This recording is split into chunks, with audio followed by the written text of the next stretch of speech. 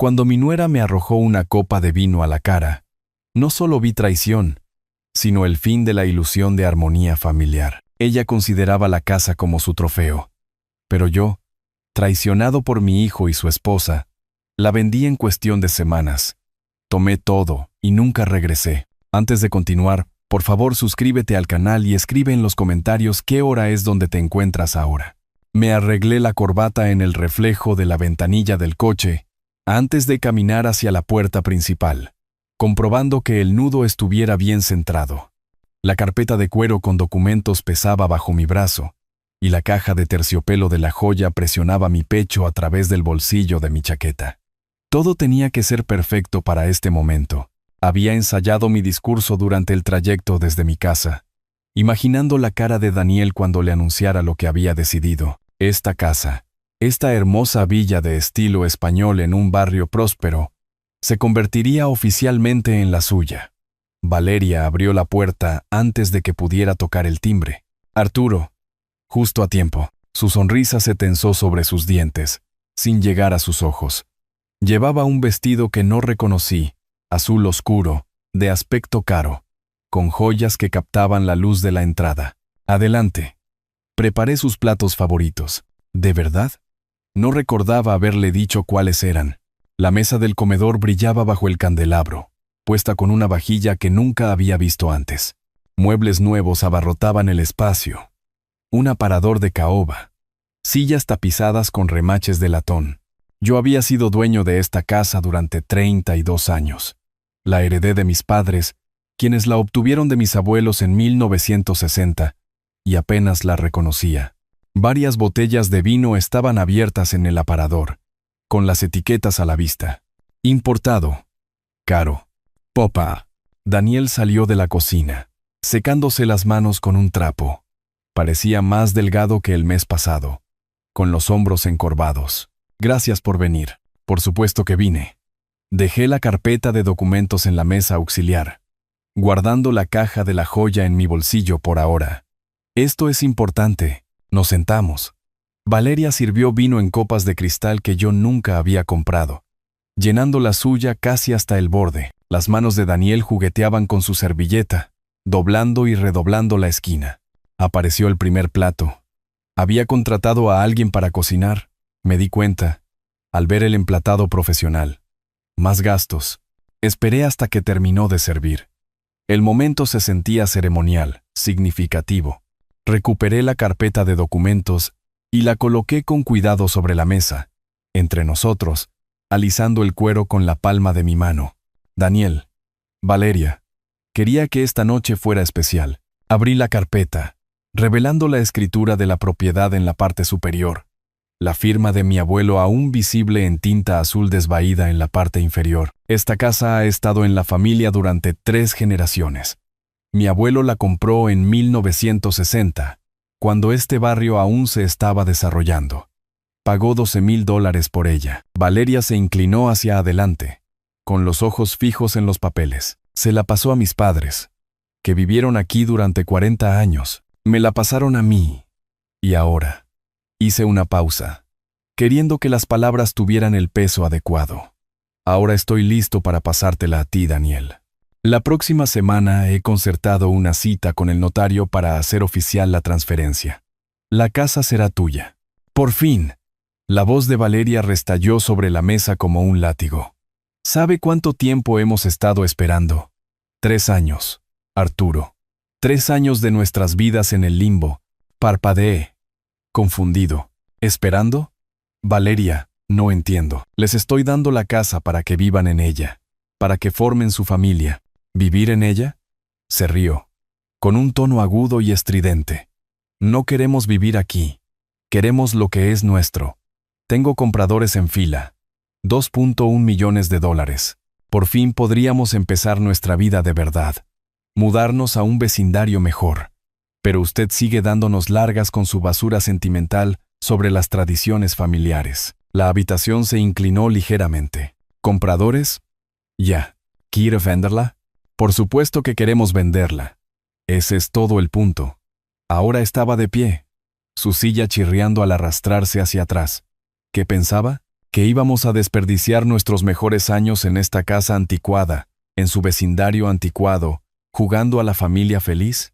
Necesitamos ese dinero, Arturo. Nos lo hemos ganado aguantando sus interminables retrasos y su controladora. No estoy tratando de controlar a nadie. Mantuve mi voz nivelada, de la forma en que había aprendido a hacerlo en el tribunal, cuando los procedimientos se calentaban. La casa estaba destinada a ser un hogar, para la familia, para generaciones. No nos importan sus generaciones. Su mano golpeó la mesa, haciendo vibrar el cristal. Ya encontré compradores que pagarán $2.1 millones. Ese es nuestro boleto de salida, nuestra oportunidad de construir algo de verdad. Pero usted, patético viejo manipulador, ¿cree que puede mantenernos como rehenes con su dinero? Daniel miraba fijamente su plato. Sus nudillos se habían puesto blancos alrededor de la servilleta. Daniel, me volví hacia mi hijo, buscando algún reconocimiento en su rostro. ¿Tú sabías de esto? ¿Sobre vender? Abrió la boca. No salió nada. Sus ojos permanecieron fijos hacia abajo. Por supuesto que lo sabía. Valeria agarró su copa de vino. Es mi marido, pero es demasiado débil para enfrentarse a usted. ¿Demasiado miedo de decepcionar a papi? Bueno, yo no tengo miedo.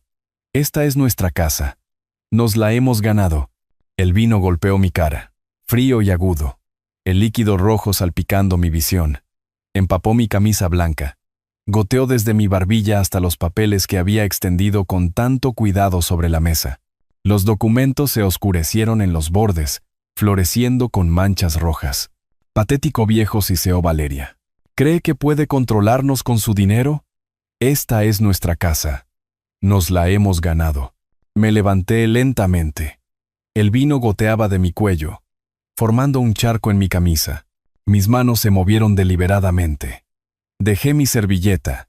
Recogí los documentos manchados de vino y los volví a guardar en la carpeta.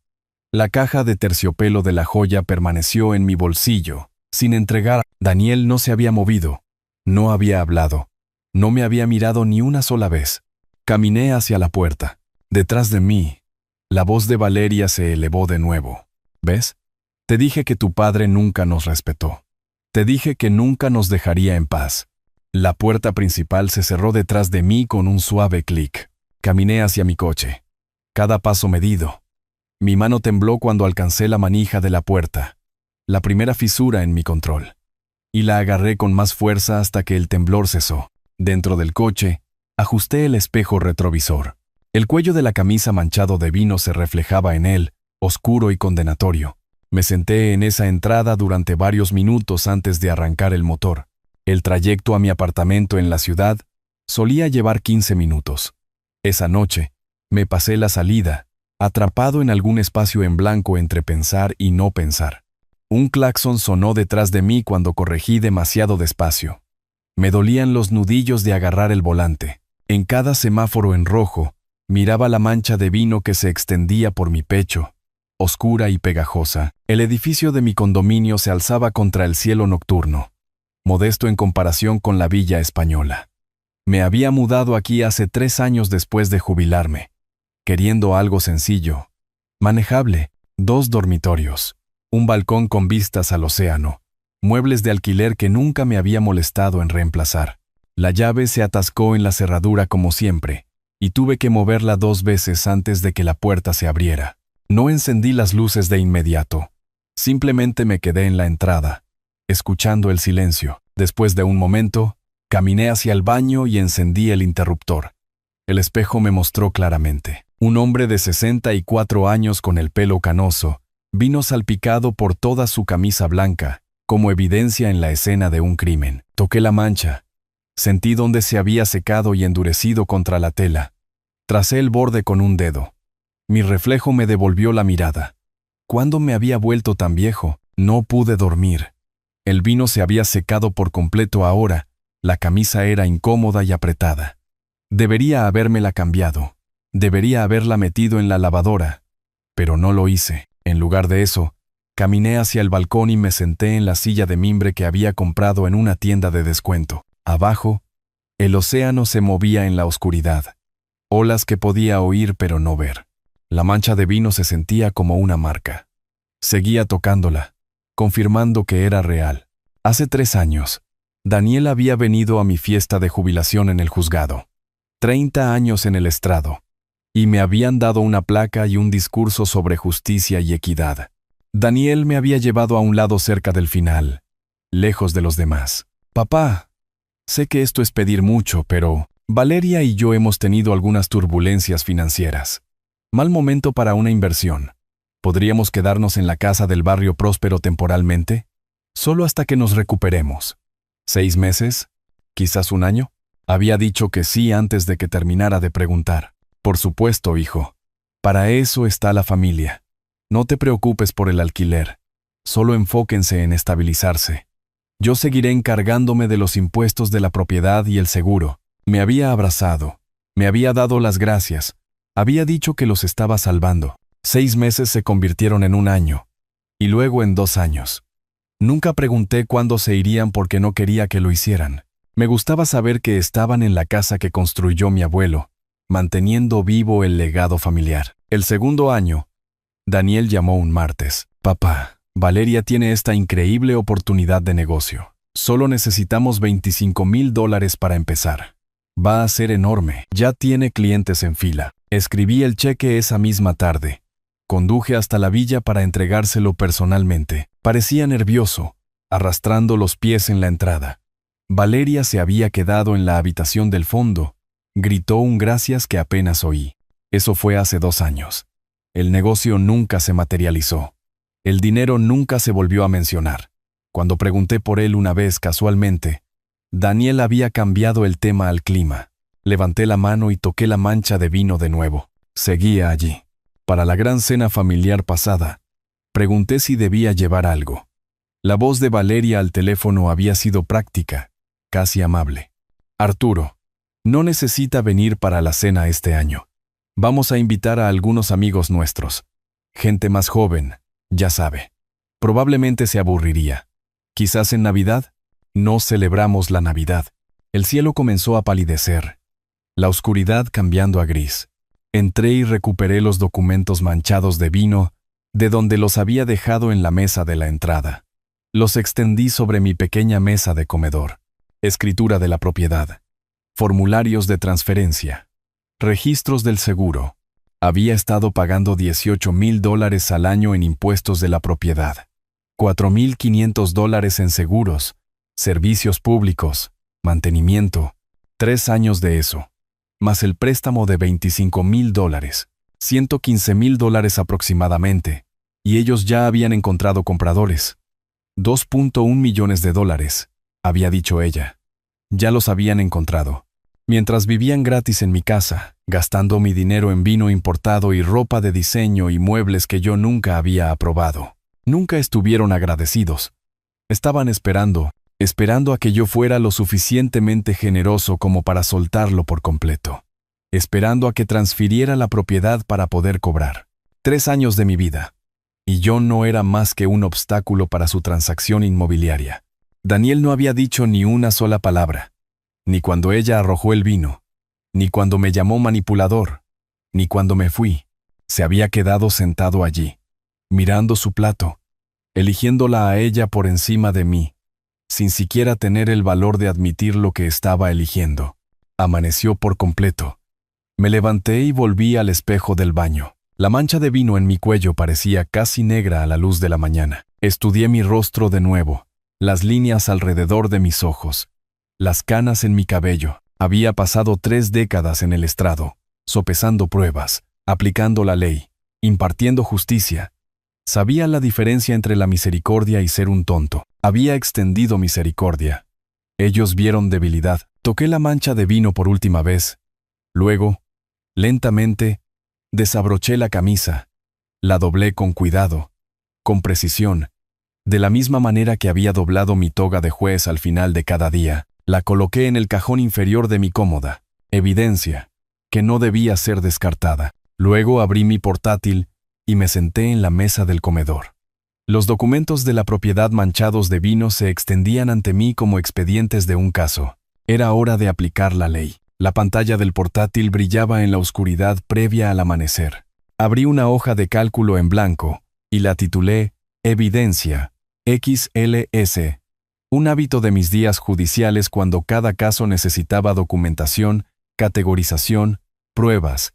Las siguientes 2 semanas pasaron en un análisis metódico. Mi pequeña mesa de comedor se transformó en un espacio de trabajo. Documentos extendidos en pilas organizadas. Blocs de notas legales amarillos cubiertos de listas numeradas. Mi portátil perpetuamente abierto en sitios web de leyes de propiedad del Estado. Trabajé de la misma manera que lo había hecho durante 30 años en el estrado. Sistemáticamente, a fondo, sin que la emoción nublara el juicio. Primero, los documentos de la propiedad. Examiné cada página. La escritura original de 1960. La firma de mi abuelo en tinta azul desvaída. La transferencia a mis padres en 1978. La transferencia a mí en 1990. Y 3 después de que mi padre falleciera. Cada uno de los documentos llevaba un solo nombre. Mi nombre, no el de Daniel, no el de Valeria, solo el mío. Los recibos de impuestos de la propiedad contaban su propia historia. $18,000 al año durante 3 años.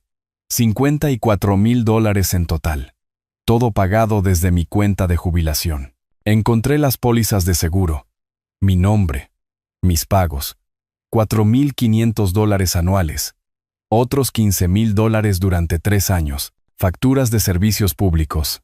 Todas a mi nombre. Aproximadamente $7,000 al año. $22,000 más. Luego el préstamo. Localicé el cheque cobrado. $25,000. En la línea de concepto decía: para el proyecto de negocio de Valeria. Recordé la voz de Daniel al teléfono ese día, emocionado, prometiendo que sería enorme. El negocio nunca se materializó. El dinero nunca regresó. Ni siquiera se volvió a mencionar. Introduje cada número en la hoja de cálculo, verificando 2 veces contra los recibos. El teclado hacía clic constantemente en el silencioso apartamento. Cuando apareció el cálculo final, $115,000, lo miré fijamente durante un largo momento. Luego guardé el archivo y cerré el portátil. La investigación legal tomó otros 3 días. Los estatutos del Estado eran inequívocos. El propietario de un inmueble podía terminar la ocupación con un aviso por escrito de 30 días cuando no existía un contrato de arrendamiento. Leí el estatuto 4 veces. Subrayé los pasajes relevantes. Los copié en un documento etiquetado como marco legal. ¿Qué tipo de contrato tienes con la familia? Ninguno, porque confías en ellos, porque crees que la sangre significa algo. Para la segunda semana tenía mi estrategia. Saqué un bloc de notas legal amarillo, del mismo tipo que había usado durante 30 años en mi despacho, y escribí en la parte superior: plan de 5 pasos. Paso 1. Contratar a un abogado inmobiliario para una venta legal acelerada. Paso 2. Retirar todos los bienes personales y reliquias familiares antes de la notificación. Paso 3. Asegurar un comprador dispuesto a aceptar un plazo de cierre estándar. Paso 4. Entregar un aviso legal de 30 días a los ocupantes. Paso 5.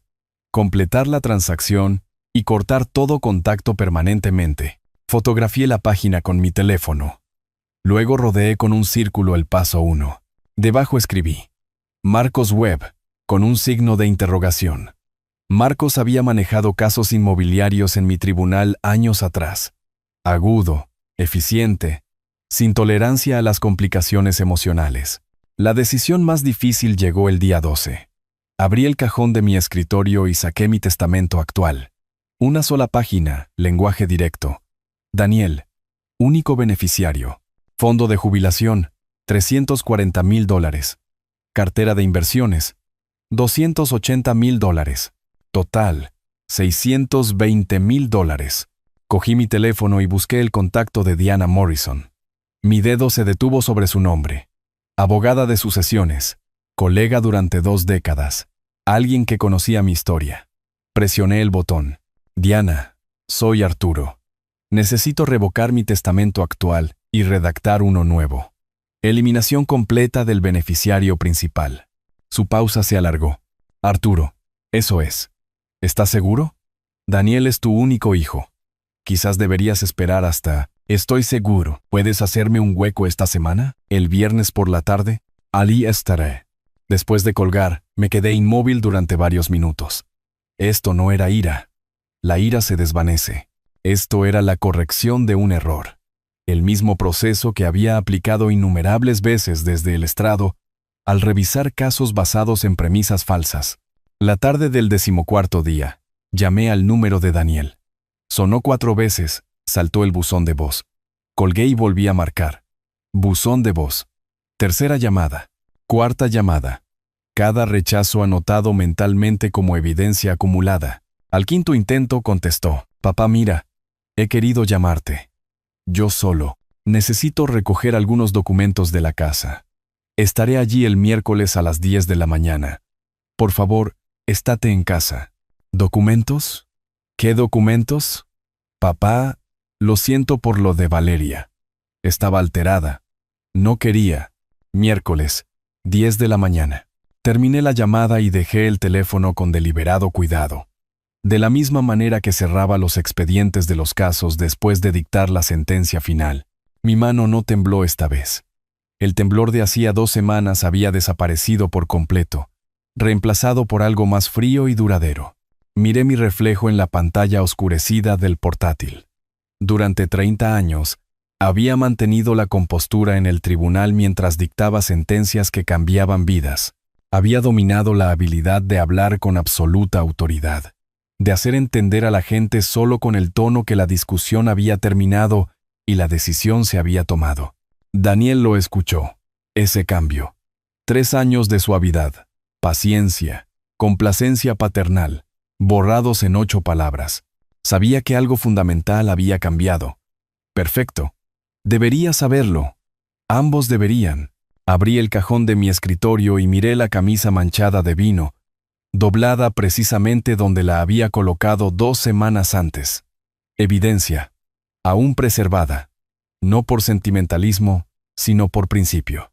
La mancha se había oscurecido hasta volverse casi negra, permanente. Cerré el cajón y volví a mi blog de notas legal amarillo. Junto al paso 1, escribí Marcos Webb, lunes 9 de la mañana, y lo subrayé 2 veces. El lunes por la mañana, me vestí como solía vestirme para el tribunal. Camisa blanca planchada, corbata azul marino, saco carbón. En el espejo del baño, enderecé el nudo hasta que quedó perfectamente centrado. Esto no era un negocio casual, era un compromiso profesional. La apariencia importaba. Organicé los documentos en mi maletín por categoría. Escrituras de la propiedad, recibos de impuestos, facturas de servicios públicos, el cheque cobrado de $25,000.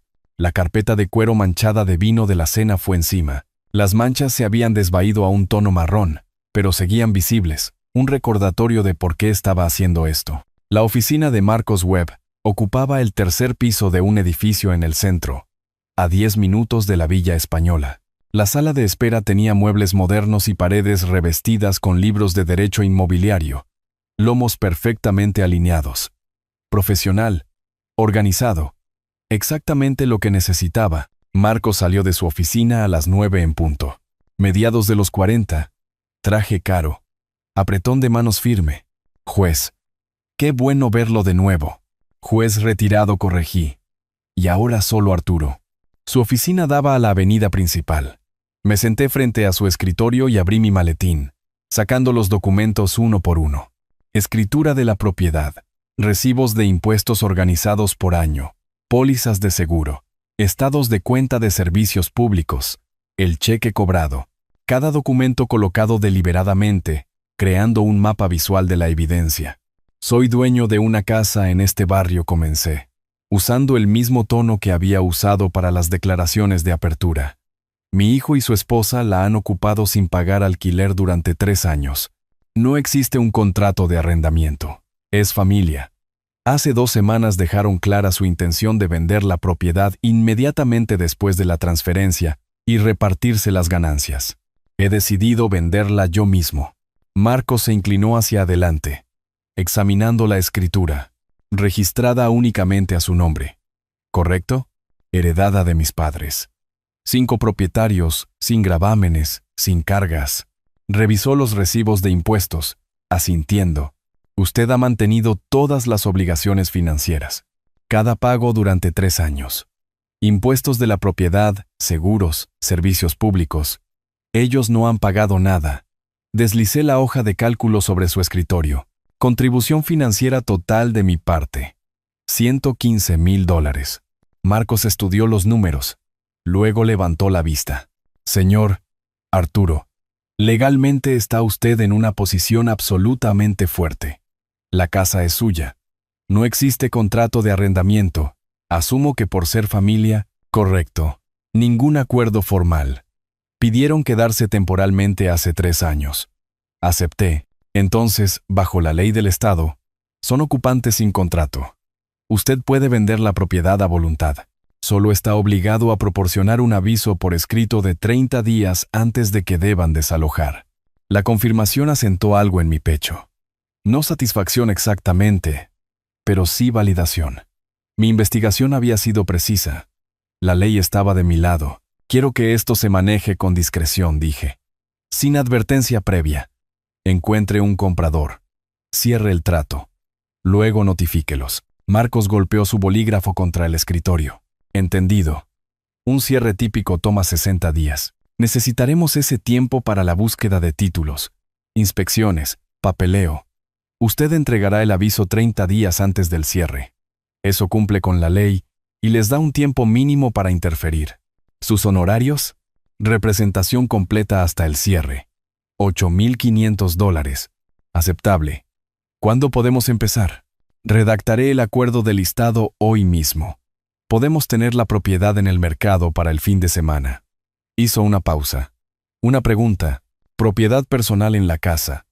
Muebles. Pertenencias.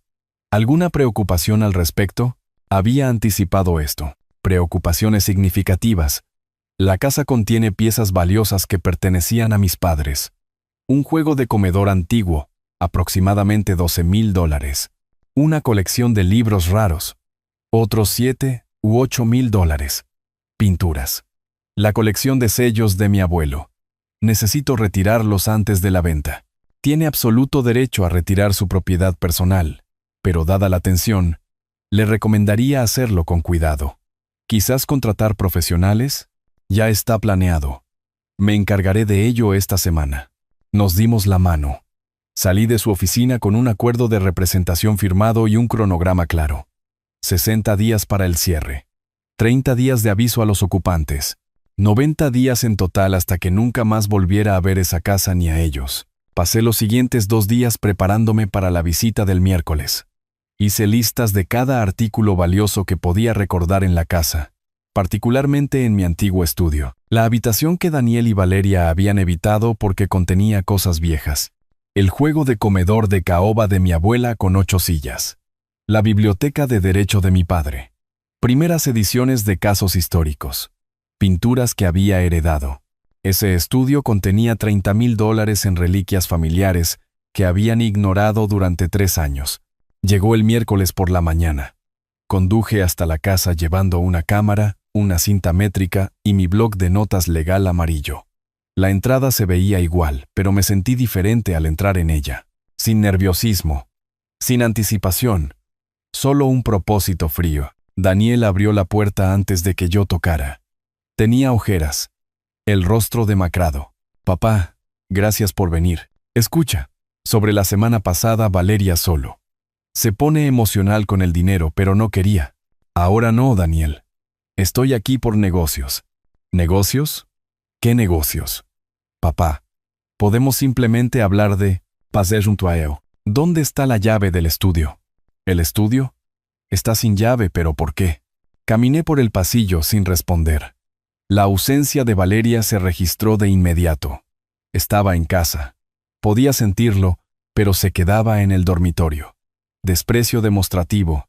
Ni siquiera podía molestarse en enfrentarme. El estudio se veía exactamente como lo había dejado hacía 3 años. Muebles de caoba relucientes, libros forrando 2 paredes, pinturas colgadas precisamente donde mi padre las había colocado. Puse mi cámara en el escritorio y comencé a fotografiar sistemáticamente cada pieza. Múltiples ángulos, primeros planos de las marcas del fabricante, medidas registradas en mi bloc de notas. Daniel apareció en la puerta. ¿Qué estás haciendo? No levanté la vista. Inventario de bienes personales. Estos artículos me pertenecen. Tengo todo el derecho de documentar mis propias posesiones. ¿Pero por qué ahora? ¿Qué está pasando? Estoy aclarando la propiedad. Fotografié el juego de comedor, contando sillas, observando las patas talladas. Estas piezas nunca fueron parte de la casa. Son mi propiedad personal. Se balanceó, con las manos en los bolsillos. No irás a llevarte todas estas cosas, ¿verdad? Estas cosas siempre han estado aquí. Son parte de la casa. Dejé de fotografiar y me volví para enfrentarlo. Hice contacto visual. Lo mantuve hasta que él desvió la mirada. Daniel, estas piezas pertenecen a mis padres. El juego de comedor de mi abuela. La colección de libros de mi padre. Nunca fueron parte de la estructura de la casa. Son míos. Los retiraré cuando llegue el momento. ¿Cuándo llegue el momento? ¿Qué significa eso? Papá, me estás asustando. Pian. Volví a fotografiar. Se quedó en la puerta otros 5 minutos. Luego desapareció. Oí voces murmuradas desde el dormitorio. Él informando a Valeria, probablemente, no me importaba. El inventario tomó 90 minutos. Cada pieza documentada, medida, catalogada. Cuando terminé, caminé hacia la puerta principal. Daniel se materializó desde la cocina. Papá, asentí una vez. Reconocimiento, no calidez. Y me fui. En mi coche, saqué mi teléfono y busqué. Tasador de antigüedades. Zona local. El resultado principal mostraba 4.9 estrellas. 200 reseñas. Tesoros atemporales. Propietaria. Ruth Castellano. Especializada en tasaciones de patrimonio y autenticación de muebles. Redacté un correo electrónico. Sra. Castellano. Necesito una tasación profesional de muebles antiguos y libros raros en una propiedad en el barrio. Los artículos incluyen un juego de comedor de caoba de principios del siglo XX, una colección de textos legales de primera edición y varias piezas de patrimonio. También podría necesitar ayuda con el traslado cuidadoso y almacenamiento. Disponible la próxima semana. Arturo. Lo releí.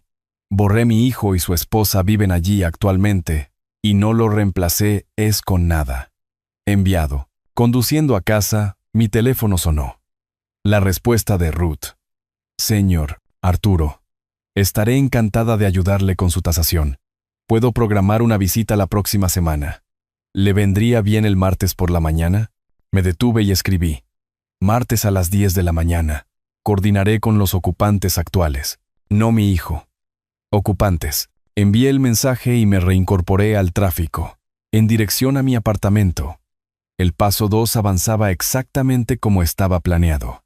El lunes siguiente por la mañana, llegué a la casa 10 minutos antes que Ruth. Le había dicho a Daniel que se trataba de una tasación profesional para el seguro.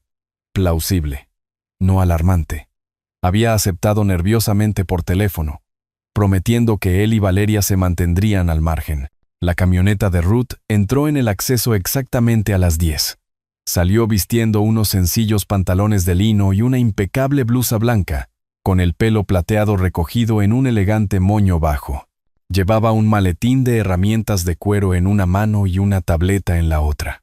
Todo en sus movimientos sugería una competencia tranquila, sin prisas, sin vacilaciones.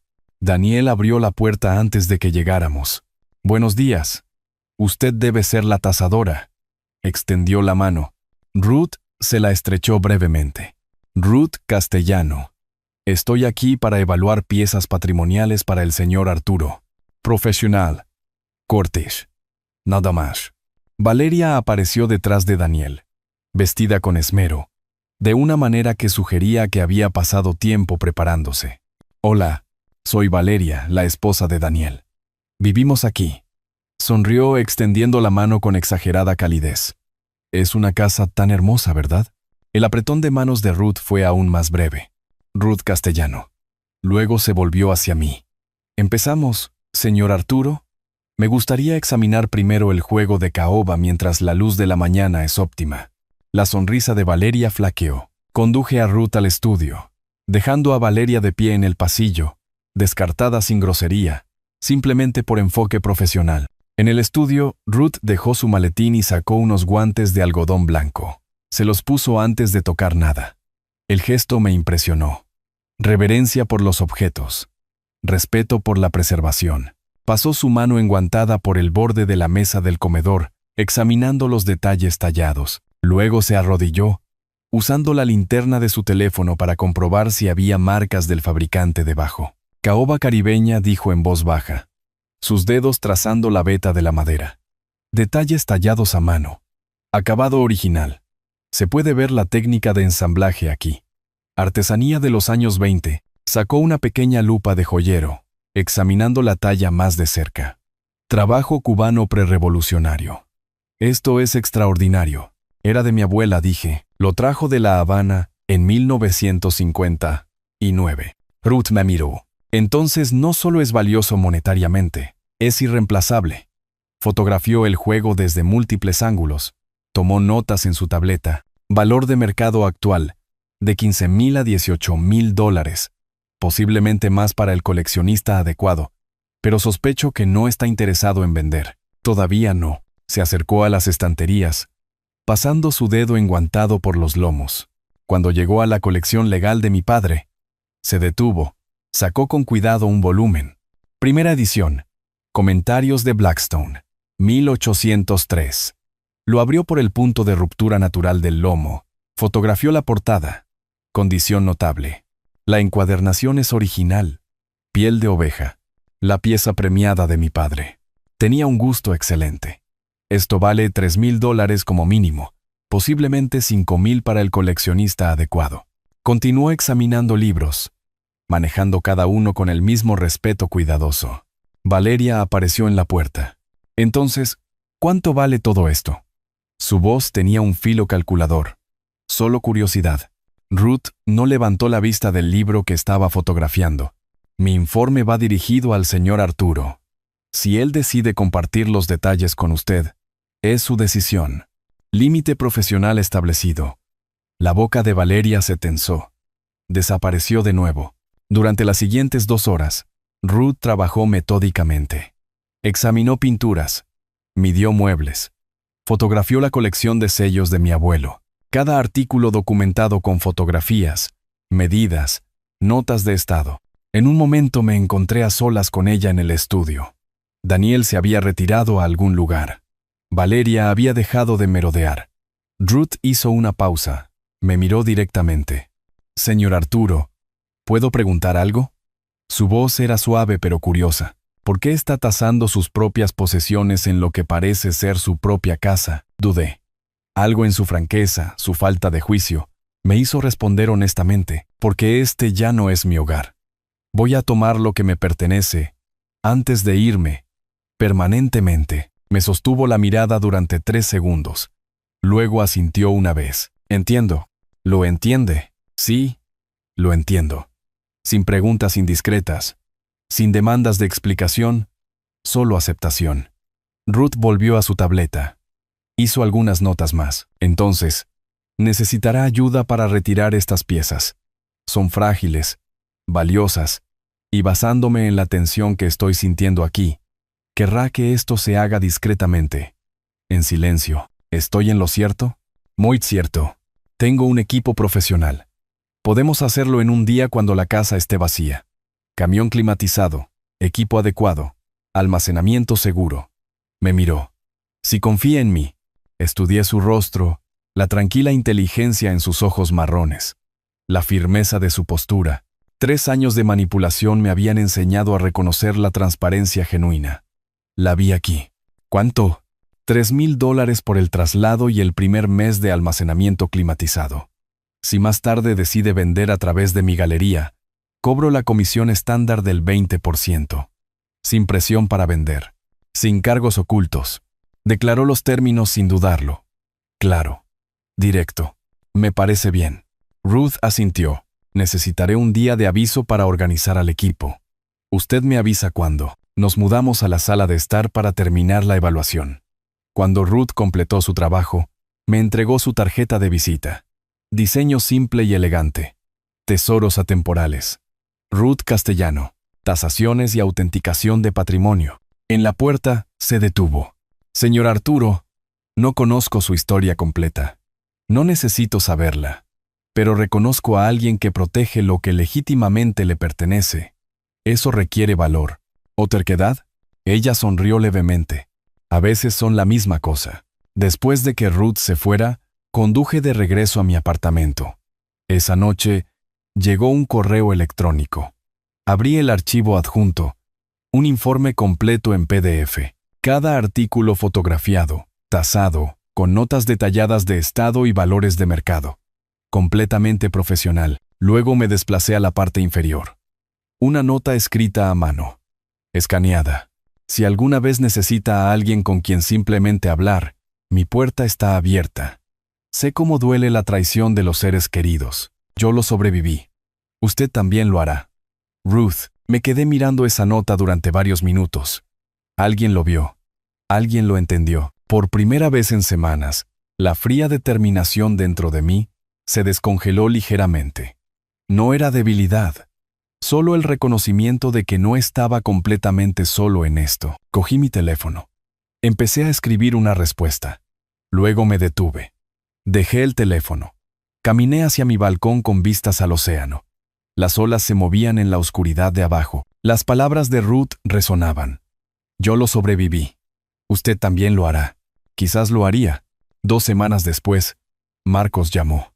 Arturo, tengo buenas noticias.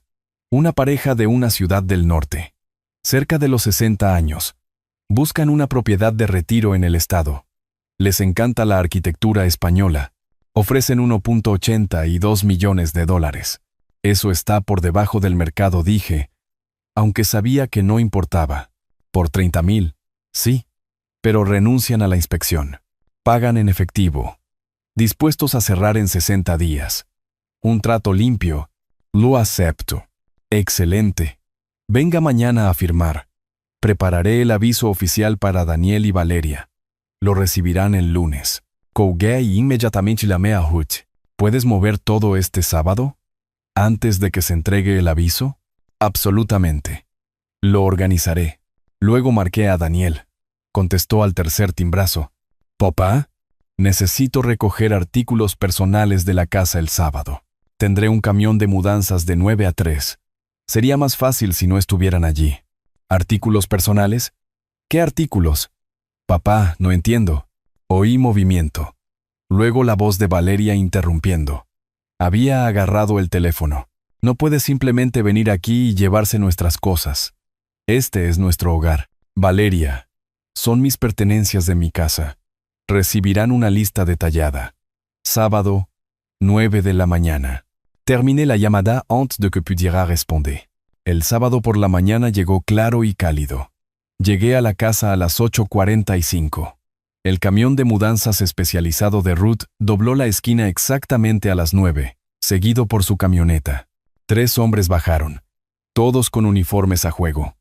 Mudanceros profesionales, no jornaleros. Ruth llevaba una tablilla con sujetapapeles. Daniel abrió la puerta. Su rostro parecía demacrado. Valeria estaba detrás de él, con los brazos cruzados, vestida como si asistiera a una reunión de negocios.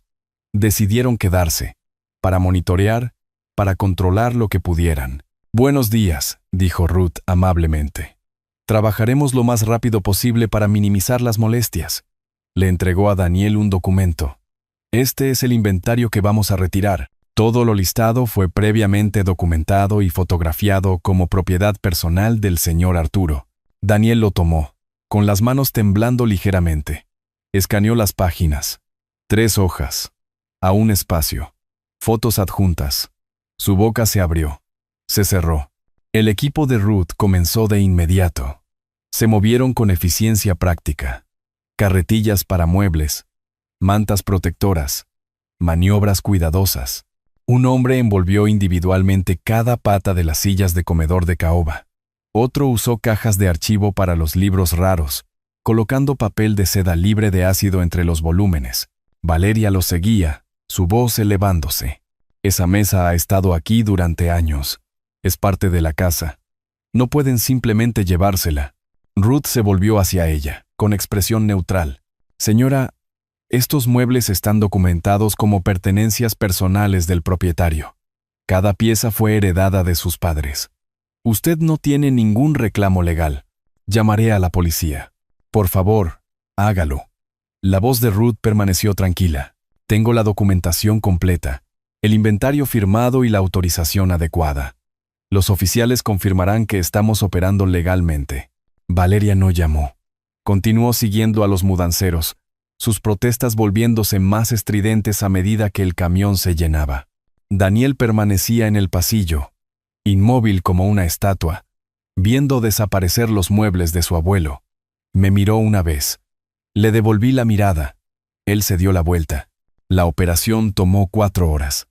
Juego de comedor de caoba, colección de libros, pinturas, herramientas del garaje, álbumes de fotos que había guardado en un armario, el escritorio de mi padre. Todo en la lista.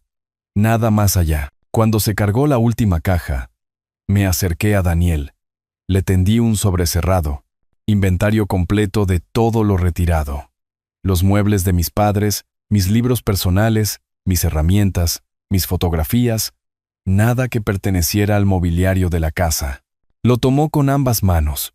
Lo abrió de inmediato. Escaneó las páginas, buscando algo que objetar. No encontró nada. Papá, ¿por qué estás haciendo esto? Su voz se quebró ligeramente. ¿Qué estás planeando? Lo miré directamente. Daniel, hace 3 semanas, tu esposa me arrojó vino a la cara en mi propia mesa. Te quedaste sentado, en silencio. Dejaste que sucediera.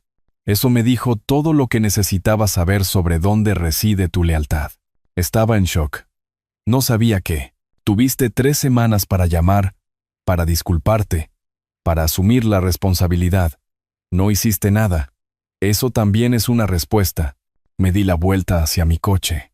Detrás de mí, la voz de Valeria se elevó hasta convertirse en un chillido. Lo demandaremos. Nuestro abogado lo destrozará. No puede hacernos esto. No me di la vuelta. No la reconocí. Subí a mi coche y seguí al camión de Ruth, fuera de la entrada. Condujimos hasta su instalación de almacenamiento. El equipo descargó todo en una unidad climatizada. Cuando terminaron, Ruth la cerró con llave y me entregó la llave. Ven, dijo en voz baja. Déjame invitarte un cafecito. Necesitas sentarte. Condujimos a una pequeña cafetería. Encontramos una mesa en la terraza con vistas a la bahía. Ruth pidió por los dos.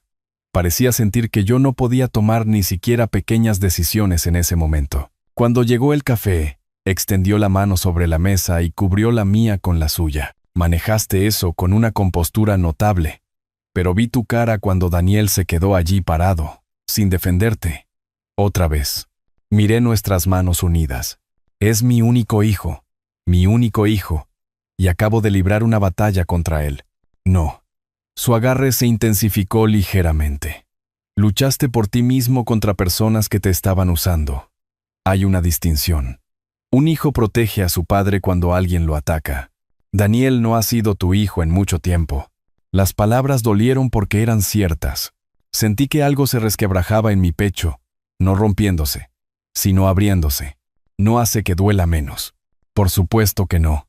Tienes permitido llorar lo que perdiste, pero también tienes permitido sobrevivir, protegerte, seguir adelante. La miré a la cara. ¿Por qué me estás ayudando?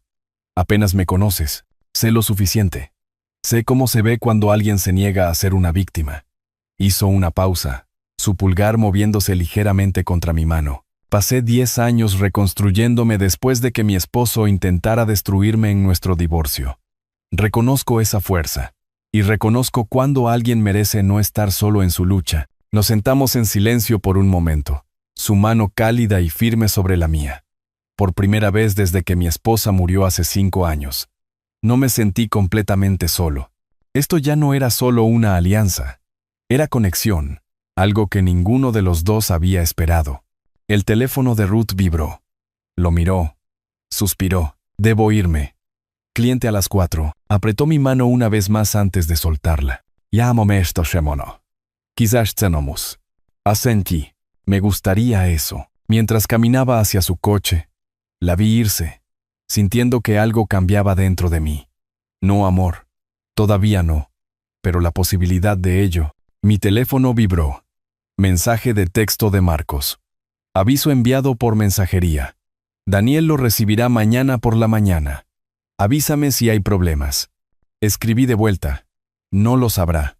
Mañana Daniel se enteraría de que la casa estaba vendida, que tenía 30 días para irse. Mañana comenzaría la fase final. Pero esta noche tenía la calidez de Ruth aún persistiendo en mi mano, y eso hacía que todo fuera soportable. Lunes por la mañana, 19 de mayo. Estaba preparando café con leche cuando sonó mi teléfono. Marcos. Está entregado, dijo. El mensajero confirmó la firma a las 10:03 de la mañana. Daniel firmó por él. J. mi taza. Gracias. Llámame si hay problemas. Habría problemas, pero ahora eran del tipo legal. Del tipo que entendía completamente. La llamada llegó 40 minutos después. Valeria primero, naturalmente. Mi teléfono mostró su nombre. Dejé que sonara una vez. Luego rechacé. Devolución de llamada inmediata. Rechazada. Luego un mensaje de texto. Todo en mayúsculas. No te saldrás con la tuya. Te demandaremos. Esta es nuestra casa. Vi cómo el mensaje cambiaba a leído, pero no respondí. 3 llamadas más de Valeria en los siguientes 10 minutos.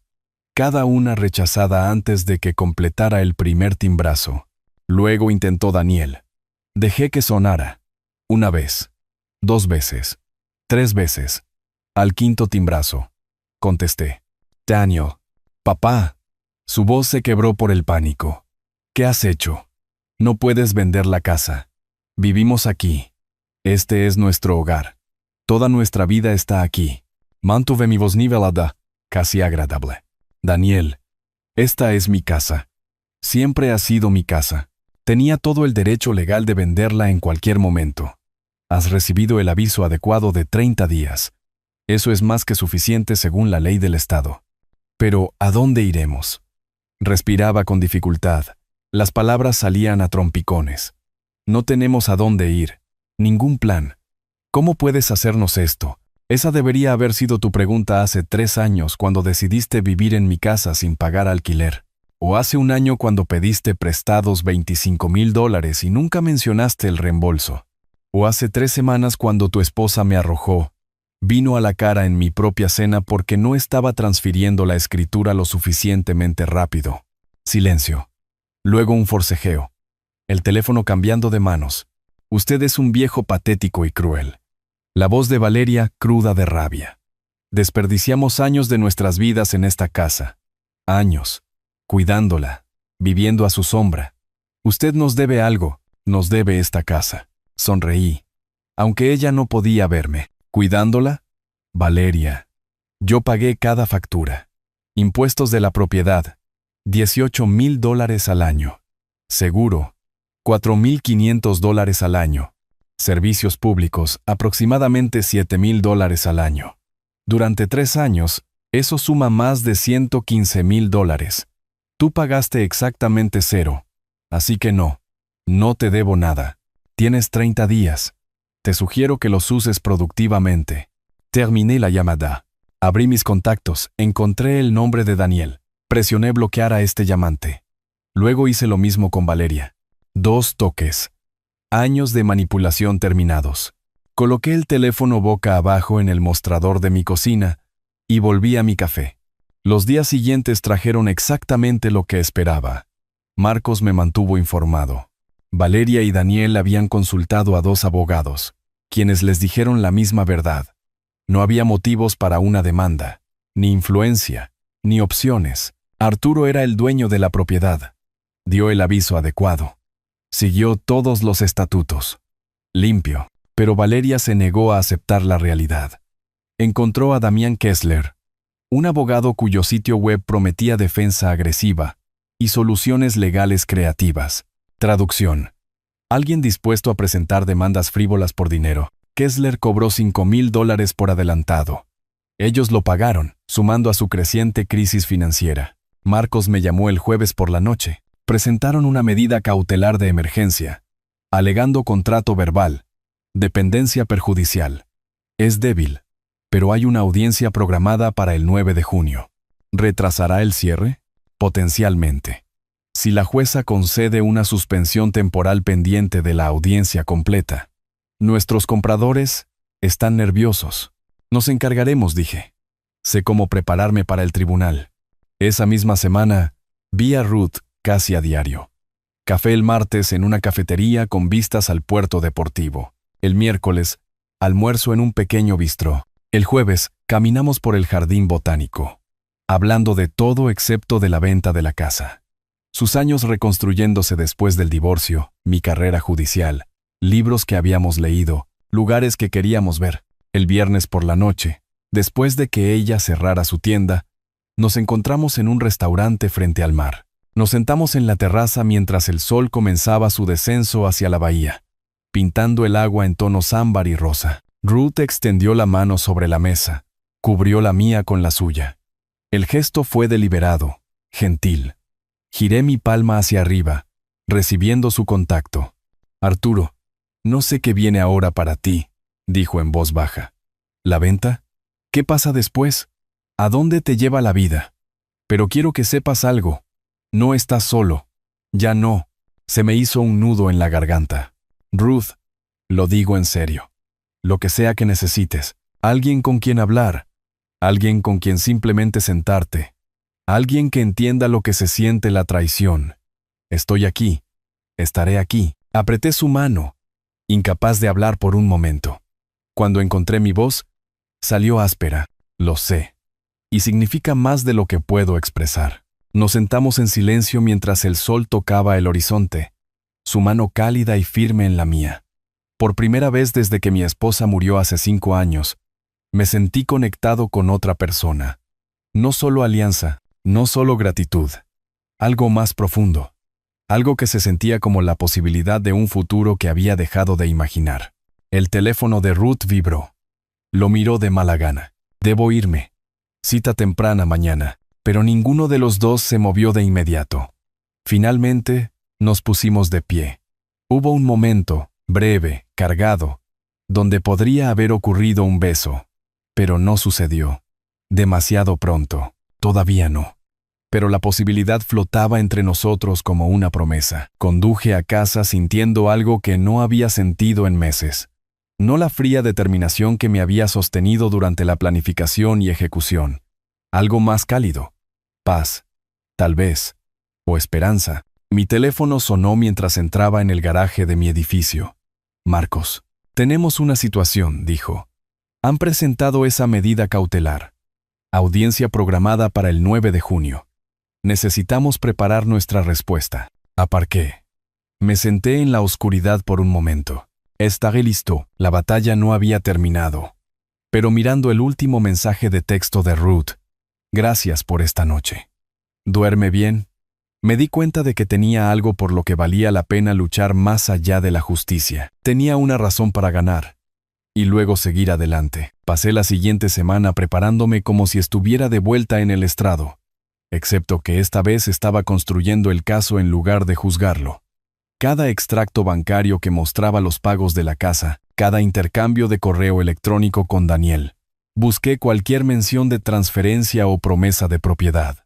No encontré nada, solo lenguaje sobre quedarse temporalmente y recuperarse. Redacté mi declaración jurada yo mismo, escribiendo lenta pero precisamente. 30 años leyendo declaraciones juradas me habían enseñado exactamente lo que los jueces necesitaban. Hechos, fechas, cantidades en dólares. Sin emociones, sin editorializar. Solo la verdad, documentada y verificable. Marcos la autenticó en su oficina. Este es un trabajo excelente, dijo, revisando las pruebas que había organizado. 36 meses de pagos. El préstamo no devuelto. Su completa falta de contribución financiera. Es abrumador. Es preciso corregir. Eso lo hace abrumador. Los compradores llamaron a Marcos 2 veces esa semana, nerviosos por los retrasos. Él les aseguró que el caso era frívolo, que sería desestimado rápidamente. Esperaba que tuviera razón. El 9 de junio llegó cálido y despejado. Me vestí con cuidado. Traje azul marino, camisa blanca, corbata conservadora, el uniforme de la credibilidad profesional. Había usado versiones de este atuendo durante 3 décadas en los tribunales. Hoy se sentía como cerrar el círculo. El Palacio de Justicia del Condado se alzaba familiar e imponente. Pasé por seguridad, el detector de metales pitando, el ritual tan conocido para mí como respirar. Estos pasillos, estas salas de audiencias, este era mi mundo. Solo que desde un ángulo diferente ahora, Marcos esperaba afuera de la sala 4B. Jueza Morales. He comparecido ante ella. Justa, eficiente, no tolera tonterías. Bien, entramos. La sala era pequeña, diseñada para mociones rápidas y audiencias en lugar de juicios. Valeria y Daniel estaban sentados en la mesa del demandante con Damián Kessler. Valeria vestía de negro, un vestido que nunca había visto. El pelo recogido severamente. Maquillaje mínimo. El disfraz de víctima. Daniel llevaba un traje que no le quedaba bien, su rostro pálido, sus ojos evitando los míos. La jueza Morales entró. Mediados de los 50, movimientos eficientes, ojos agudos detrás de las gafas de lectura. Nos pusimos de pie. Ella se sentó. Nos sentamos. Moción de emergencia para medida cautelar, dijo, mirando sus notas. Señor Kessler, usted la presentó. Puede proceder. Kessler se puso de pie, ajustándose la corbata. Su señoría, mis clientes son una pareja joven que vivió en esta casa durante 3 años, con el permiso verbal explícito del propietario y repetidas promesas de que la casa sería suya. Invirtieron sus vidas, su tiempo, su energía emocional en esta propiedad basándose en sus garantías. Ahora, de repente, sin previo aviso, objeción. La voz de Marcos era tranquila. La afirmación de sin previo aviso es fácticamente incorrecta. Los demandantes recibieron un aviso legal de 30 días como lo requieren los estatutos del Estado. La jueza Morales miró a Kessler. Procede. Señor Kessler, aténgase a los hechos, por favor. Kessler se reajustó. Continuó. Mis clientes confiaron en promesas orales hechas repetidamente por el señor Arturo. Tenían todas las razones para creer. Disculpe. La jueza Morales levantó una mano. ¿Tienen sus clientes alguna evidencia por escrito de estas supuestas promesas? ¿Algún correo electrónico? ¿Mensaje de texto? ¿Carta? Kessler dudó. Bueno, su señoría, los acuerdos familiares a menudo son verbales. No es lo que pregunté. ¿Tiene evidencia por escrito? ¿Sí o no? No. Pero, gracias. Señor Webb, ¿su respuesta? Marcos se puso de pie. Colocó una gruesa carpeta en el podio. Su señoría, los demandantes no pueden presentar evidencia por escrito porque tales promesas nunca existieron. Mientras tanto, el señor Arturo ha proporcionado 36 meses de extractos bancarios que prueban que pagó todos los impuestos de la propiedad, seguros, servicios públicos y mantenimiento, por un total de más de $115,000. Los demandantes contribuyeron con $0. Vivieron gratis durante 3 años. Esto no es dependencia perjudicial. Esto es explotación de la generosidad. La jueza Morales comenzó a hojear las pruebas. Su expresión se volvió progresivamente severa. Señor Daniel dijo, dirigiéndose directamente a él. Tengo algunas preguntas. ¿Tiene usted algún documento escrito? Correo electrónico, mensaje de texto, carta donde su padre aceptara transferirle esta propiedad? Daniel se puso de pie torpemente. No, su señoría. Pero dijo verbalmente que la casa era para la familia. ¿Pagó usted alquiler por vivir en esta casa? No, pero es familia. Así que, ¿pagó los impuestos de la propiedad? No. ¿Las primas del seguro? No. ¿Las facturas de servicios públicos? La voz de Daniel bajó apenas audible. No. ¿Así que vivió completamente gratis durante 3 años? Una larga pausa. Sí. La jueza Morales se quitó las gafas, las dejó en el estrado. Miró las pruebas de nuevo. Miró a Kessler. He revisado la moción y la respuesta. Este caso es sencillo. Su voz llevaba el peso del juicio final. Bajo la ley del Estado, las promesas orales con respecto a las transferencias de bienes raíces no tienen efecto legal sin un contrato por escrito. El señor Arturo era el propietario de esta propiedad. Pagó todos los gastos. Proporcionó el aviso legal. Tiene el derecho absoluto de venderla. Esta moción es denegada. Los demandantes deben desalojar las instalaciones antes del 15 de junio como se les notificó legalmente. Levantó su mazo. Se levanta la sesión. El golpe de la madera sobre la madera resonó en la pequeña habitación. Final. Irreversible. Valeria emitió un sonido. Estrangulado. Incrédulo. La cabeza de Daniel cayó. Kessler intentó hablar. La jueza Morales ya se había levantado y salido por la puerta de su despacho. Afuera, en la plaza del juzgado, Valeria perdió el control que le quedaba. Se abalanzó sobre mí, sus tacones repiqueteando rápidamente sobre el concreto. «¡Nos destruyó!», gritó. «Destruyó a su familia». ¿Qué clase de padre hace esto?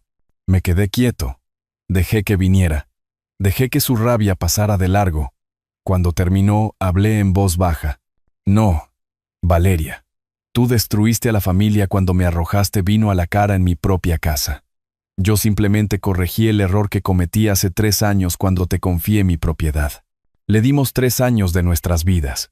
Yo les di $115,000, un hogar y apoyo incondicional. Tú me diste desprecio. Diría que tú obtuviste el mejor trato». Detrás de ella, Daniel se acercó lentamente. Su voz se quebró. «Papá, por favor. No tenemos a dónde ir. Ni ahorros. ¿Qué se supone que hagamos?» Miré a mi hijo. Realmente lo miré. Vi al hombre que se había sentado en silencio mientras su esposa me maltrataba. El hombre que lo había tomado todo y no había dado nada a cambio. «Daniel, tuviste ingresos durante 3 años. Buenos ingresos.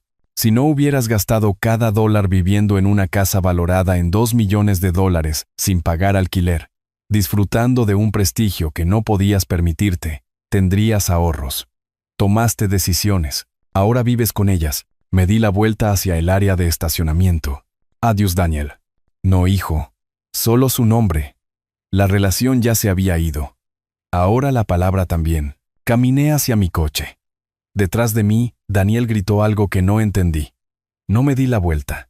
Subí a mi coche. Arranqué el motor. Me alejé. En el espejo retrovisor, Daniel estaba de pie en las escaleras del juzgado. Valeria le gritaba a él ahora, volcando su furia en el único objetivo que le quedaba. Conduje directamente a la tienda de Ruth. Vio mi rostro a través de la ventana. Inmediatamente volteó el letrero aserrado y me llevó arriba a su oficina privada. Hizo té. No hizo preguntas. Solo esperó. «Gané», dije finalmente. Victoria completa. La jueza ni siquiera dudó. «¿Y te sientes? Te sientes terrible», terminó Ruth suavemente. «Porque es mi hijo. Y acabo de tener que vencerlo en el tribunal». Asentí.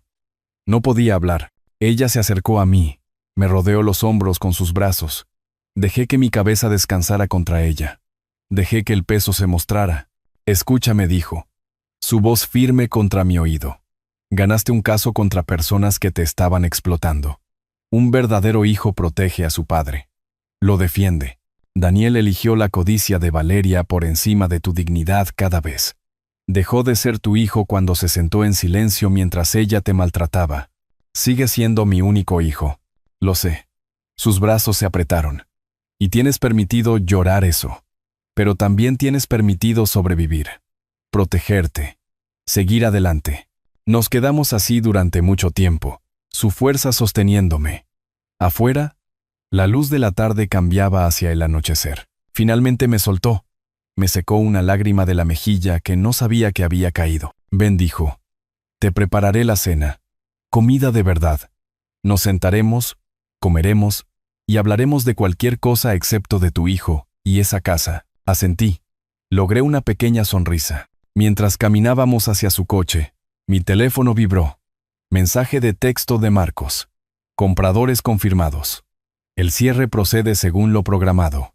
15 de junio, 2 de la tarde». El final estaba a la vista. Pero mirando a Ruth caminando a mi lado, abriendo la puerta de su coche, volviéndose a mirar con preocupación y calidez, me di cuenta de algo más. El comienzo también estaba a la vista. El 15 de junio llegó brillante y despejado. Me encontré con Marcos en su oficina a media mañana. La ceremonia de cierre fue sorprendentemente mundana para algo tan significativo, papeles extendidos sobre la mesa de conferencias. 4 personas revisando documentos en cuidadoso silencio. Ricardo y Margarita se sentaron frente a mí, cerca de los 60 años, emocionados por su retiro en el Estado, pero manteniendo la compostura profesional. Su abogado revisaba las cláusulas del contrato. El representante de la compañía de títulos verificaba las firmas.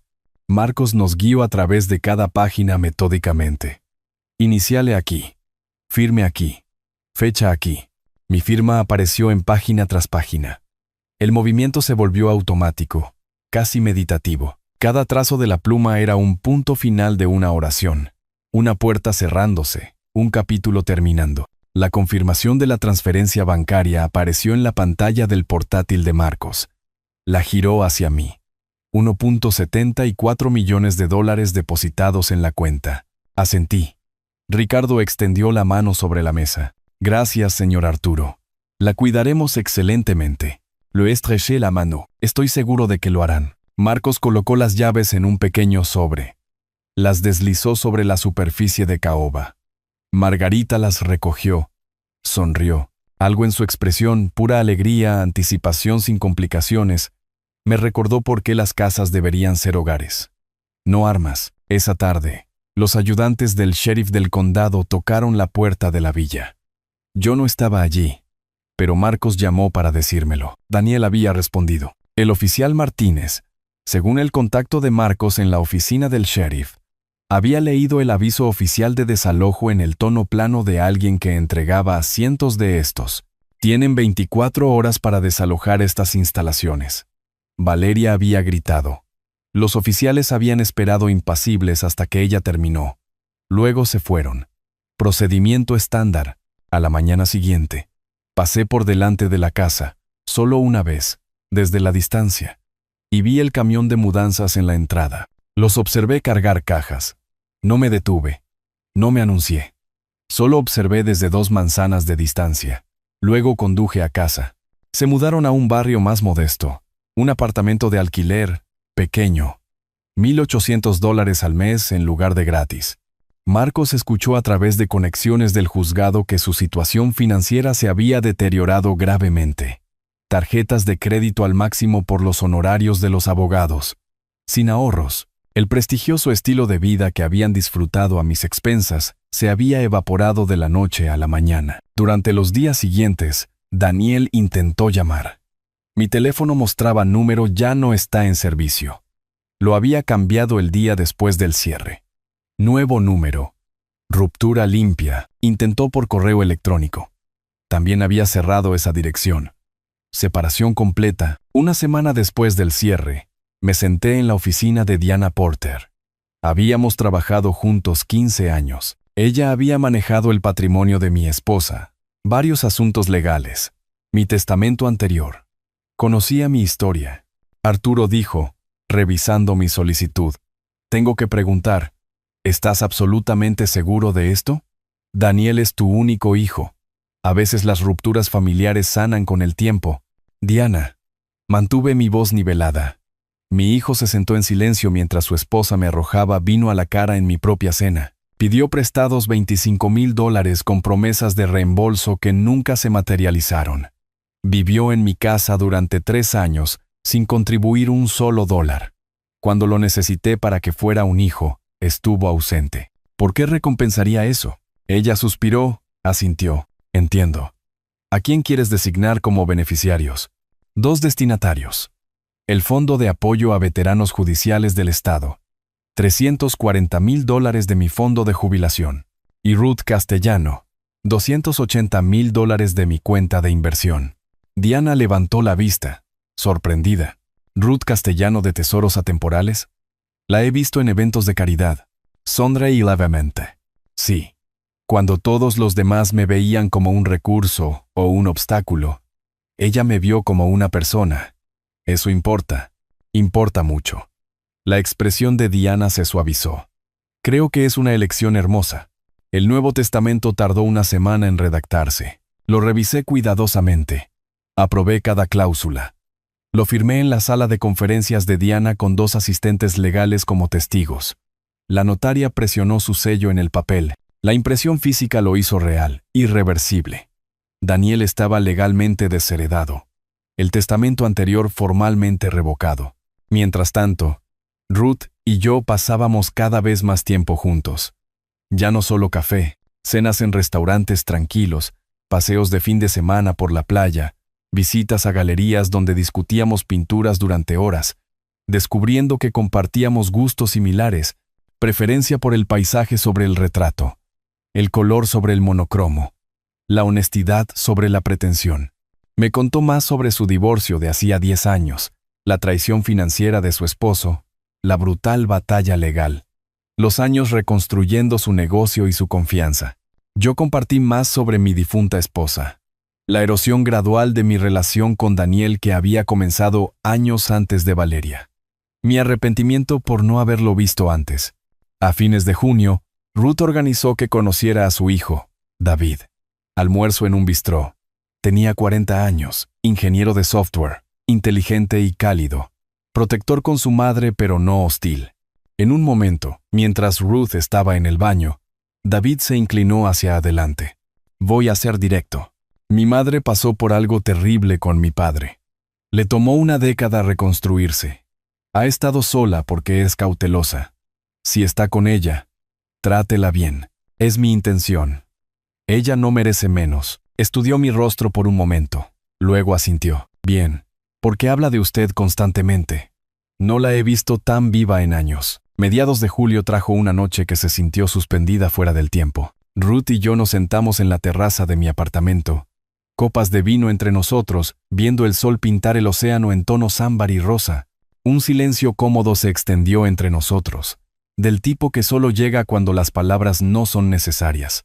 Finalmente, hablé. Pensé que mi vida se había acabado a los 64 años. Que después de todo lo de Daniel, no me quedaba nada excepto existir. Seguir los movimientos. Pero me mostraste que estaba equivocado. No. Se volvió para mirarme. Te lo mostraste a ti mismo. Te levantaste. Luchaste por tu dignidad. Yo solo tuve el privilegio de observar. Fuiste más que una espectadora. Quizás nos ayudamos mutuamente. Me levanté. Le tendí la mano. Ella la tomó. Se levantó. Nos quedamos cerca. El sol se ponía detrás de nosotros. El futuro incierto, pero de alguna manera menos aterrador de lo que había sido meses atrás. Me incliné hacia adelante. Ella me encontró a mitad de camino. Nuestros labios se tocaron suavemente, tentativos al principio, luego más seguros. 3 segundos. Nos separamos. Nos miramos. Sonreímos. Luego nos besamos de nuevo. Más tiempo. Mi mano acunó su rostro. Su mano descansaba contra mi pecho. No desesperado. Deliberado. 2 personas que se habían ganado el derecho de ser cuidadosas con sus corazones. Cuando finalmente nos separamos, ella apoyó su frente contra la mía. Debería irme, susurró. Envío temprano en la tienda mañana. Cena conmigo mañana por la noche. En algún lugar agradable. Quiero celebrar. ¿Celebrar qué? Nuevos comienzos. Me besó una vez más, rápido y suave. Luego se fue. Me quedé solo en la terraza, mirando el océano oscurecerse, sintiendo algo que no había sentido en años. No solo paz, felicidad real. Mi teléfono vibró. Notificación de correo electrónico. Asunto. De Daniel. Lo miré fijamente durante un largo momento. Luego coloqué el teléfono boca abajo sobre la mesa. Mañana. Lo leería mañana. Esta noche era para este sentimiento, esta calidez, esta posibilidad, esta vida que estaba construyendo desde las cenizas de la antigua. Una mañana de principios de agosto, me senté en mi balcón con café, revisando correos electrónicos en mi tableta.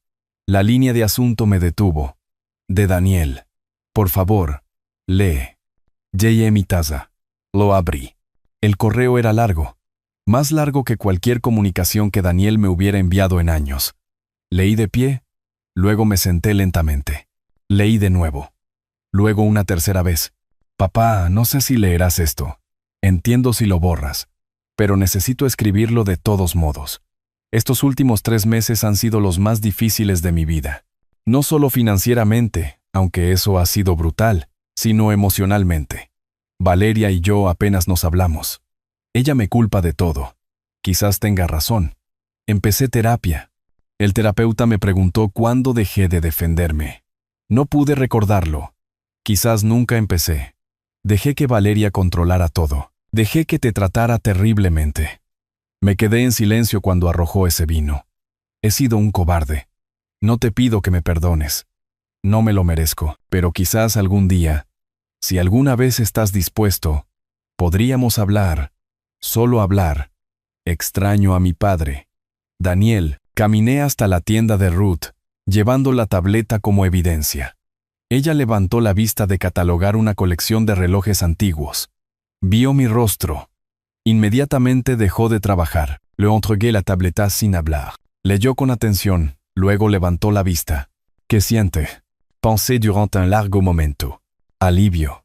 De que finalmente esté viendo lo que yo vi. Y tristeza. Porque reconocer el problema no deshace el daño. Y libertad. Porque ya no es mi trabajo arreglarlo. No dijo en voz baja. No lo es. Tiene 38 años. Si finalmente está madurando, bien. Pero necesita hacerlo por sí mismo. Ruth asintió. Me devolvió la tableta. Entonces, ¿qué harás? Me senté en su escritorio. Abrí el correo electrónico de mi teléfono. Escribí lentamente. Borré frases. Reescribí. Ruth organizaba estantes cerca, mirando de vez en cuando, pero sin agobiar. Cuando terminé, le mostré el teléfono. ¿Suena esto bien? Leyó. Asintió. Presioné enviar. Daniel, recibí tu correo. Veo que estás empezando a entender lo que pasó. Eso es bueno. Es progreso. Pero necesito que sepas. Necesito tiempo. Quizás mucho tiempo. Quizás para siempre. No lo sé todavía. Lo que pasó me cambió fundamentalmente. Ya no soy el padre que permitió que se aprovecharan de él, que priorizó la paz sobre el respeto. Soy una persona que protege su dignidad. Si realmente estás cambiando, y espero que lo estés, hazlo por ti mismo. No para recuperar mi aprobación, no para acceder a mis recursos. Por ti mismo. Que estés bien. Papá, coloqué el teléfono boca abajo en su escritorio. Ruth se acercó a mí. Me rodeó los hombros con sus brazos. Lo manejaste perfectamente. Luego sonrió. ¿Quieres hacer un viaje? ¿Escaparnos una semana? Volamos a una ciudad en el desierto a mediados de agosto. El paisaje del alto desierto extendiéndose debajo del avión. Rocas rojas, cielo vasto, espacio para respirar. Nos alojamos en una pequeña posada de adobe con un patio lleno de malvarrosas y salvia. Días pasados en el Museo de Arte Moderno. Paseando por la calle de las galerías. Caminatas por senderos con vistas que se extendían para siempre. Tardes en restaurantes íntimos. Noches en la azotea de la posada. Bajo estrellas más visibles que cualquiera que hubiera visto en años. Una noche, acostado sobre mantas tejidas, la Vía Láctea extendiéndose sobre nosotros, Ruth habló en voz baja. ¿Sabes lo que pensé que sería mi vida a los 62? Tranquila, pequeña, la tienda, rutina, cenas de televisión, cama, sola pero segura. Entonces entraste en mi vida. Entré con un desastre, dije. Traición, dolor, muebles que necesitaban ser extraídos de un entorno hostil. Él se rió. Sí, todo eso. Y también dignidad, fuerza, honestidad. Estabas luchando por algo real, por tu propio valor. Me enamoré de eso, de ti. Me volví para mirarla. Me enamoré de la persona que me vio a mí, no a mi cuenta bancaria. Necesito decirte algo. Tomé su mano. Cuando cambié mi testamento, eliminando a Daniel, te designé como beneficiaria. $280,000. Ella se incorporó. Arturo. No, no puedo aceptar. No quiero que pienses que estoy contigo por... Coloqué mi dedo suavemente sobre sus labios. Para. No se trata del dinero. Se trata de lo que representas. Eres la única persona, además de mis padres, que alguna vez me trató como un ser humano en lugar de un recurso para explotar. Quiero que sepas que importas. Me importas más que nadie en años. Sus ojos se llenaron de lágrimas. Tú también me importas a mí. Regresamos a fines de agosto.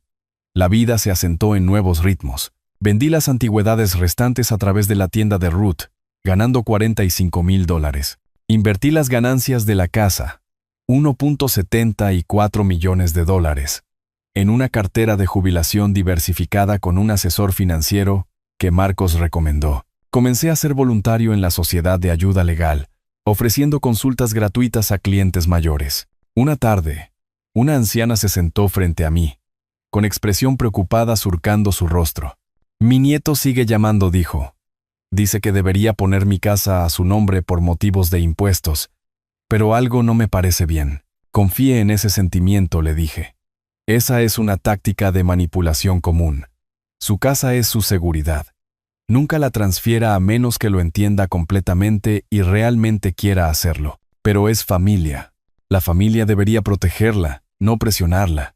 La verdadera familia se gana la confianza a través del respeto, no de la manipulación. Mientras se iba, agradeciéndome profusamente, sentí algo que no esperaba.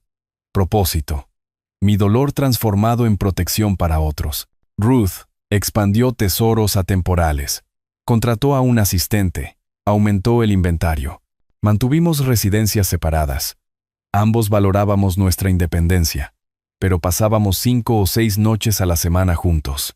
Una tarde de fines de agosto, nos sentamos en el balcón de mi apartamento, las estrellas emergiendo sobre el océano. Un silencio cómodo entre nosotros. ¿Alguna vez te arrepientes?, preguntó Ruth en voz baja. Sobre Daniel, ¿cómo resultó todo? Estuve en silencio durante mucho tiempo, mirando el agua. Lamento que el hijo que crié, o que pensé que crié, desapareciera en algún punto del camino. Lamento no haber visto lo que estaba sucediendo antes.